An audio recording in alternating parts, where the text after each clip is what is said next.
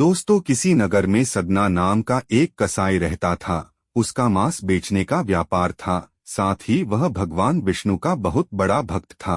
वह मांस काटते समय और बेचते समय दिन भर भगवान विष्णु का नाम लिया करता था।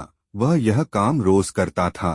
उसके दुकान पर जो ग्राहक मांस खरीदने के लिए आते, वह देखते कि वह कसाई मांस काटता जाता तथा भगवान विष्णु का नाम लेता जाता। सभी ग्राहक एक दूसरे से कहते कि देखो, इसे मांस काटता और बेचता है तथा भगवान का नाम भी लेता है। एक दिन सदना कसाई किसी दूसरे नगर जा रहा था कि रास्ते में उसके पैर से एक पत्थर टकरा गया। वह पत्थर देखकर वह कसाई सोचा कि पत्थर तो काफी अच्छा है, इस पत्थर से मैं मांस तौलूंगा। जब वह अपने दुकान पर पहुंचा तो पहले वह चेक करने लगा कि यह पत्थर कितने किलो का है। उसने एक तरफ 1 किलो का बांट रखा तथा दूसरी तरफ वह पत्थर रखा। दोनों का भार समान था। इससे सदना को पता चल गया कि यह पत्थर 1 किलो का है। अब जो भी ग्राहक सदना कसाई के पास मांस खरीदने आते, वह मांस उसी पत्थर से तौलता।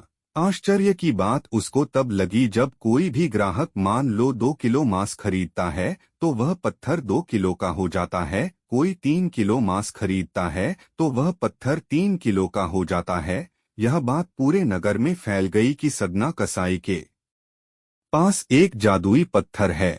जब यह बात उस नगर में मौजूद एक ब्राह्मण को पता चली तो वह सदना कसाई की दुकान पर गया। सदना कसाई ब्राह्मण को देखकर बड़े आदर सत्कार के साथ बैठने को कहा तो ब्राह्मण ने सदना कसाई से कहा, मूर्ख, तू जिस पत्थर को साधारण पत्थर समझ रहा है वह स्वयं सालिग्राम है, जो कि भगवान विष्णु का ही एक स्वरूप है।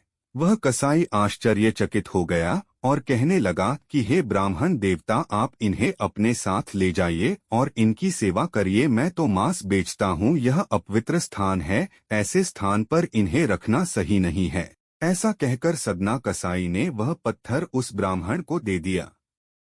वह ब्राह्मण उस सालिग्राम पत्थर को अपने मंदिर में ले जाकर गंगा जल से शुद्ध करने प्रतिदिन उनकी पूजा करने लगा। ऐसे कई दिन बीत गए। एक रात भगवान विष्णु उस ब्राह्मण के स्वप्न में आए और कहने लगे कि हे ब्राह्मण, तुम सालिग्राम पत्थर को उस कसाई के पास वापस दे आओ। ब्राह्मण बोला कि हे प्रभु, क्या मुझसे कोई गलती हो गई है? इस पर भगवान विष्णु ने कहा कि वह मांस बेचता है तो क्या हुआ, वह दिन भर मेरा नाम जपता रहता है। उसकी इसी भक्ति भावना से प्रसन्न होकर मैं उसके पास गया था। अगले दिन सुबह उठकर वह ब्राह्मण उस सदना कसाई के पास पहुंचा और सदना कसाई को स्वप्न वाली पूरी बात बता दी और अपने किए की माफी मांगने लगा। यह सुनकर सदना कसाई की आंखों में आंसू आ गए। उसने कहा कि यदि मेरे प्रभु को कीर्तन पसंद है तो मैं मांस बेचने का धंधा बंद कर दूंगा। सदना कसाई मांस बेचने का धंधा बंद कर उनकी पूजा अर्चना करने लगा।